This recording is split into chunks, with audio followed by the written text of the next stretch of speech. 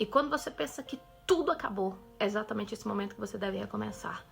Os momentos de recomeço serão bem difíceis, porque normalmente quem está perto de você duvida da integridade que você tem para com Deus. Deus sabe quem você é, por mais que você esteja enfrentando esses momentos difíceis na sua vida, um atrás do outro, que dificultam mais ainda você enxergar o propósito. Muitas vezes você acha que as pessoas que estão à sua volta te apoiarão, te incentivarão a dar continuidade ao chamado. Porém, serão justamente essas pessoas que desmotivarão você por não ver a capacidade que você tem.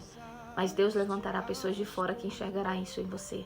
Te ajudará te impulsionando, te levantando, te encorajando para viver algo novo. Se você está vivendo o pior momento da sua vida e não tem apoio das pessoas que estão à sua volta, não se preocupe. Deus sabe quem você é. Deus te levantará no tempo certo. Você só precisa continuar dando credibilidade na promessa dele em sua vida. Eu sei que é difícil, porém nada é impossível para Deus.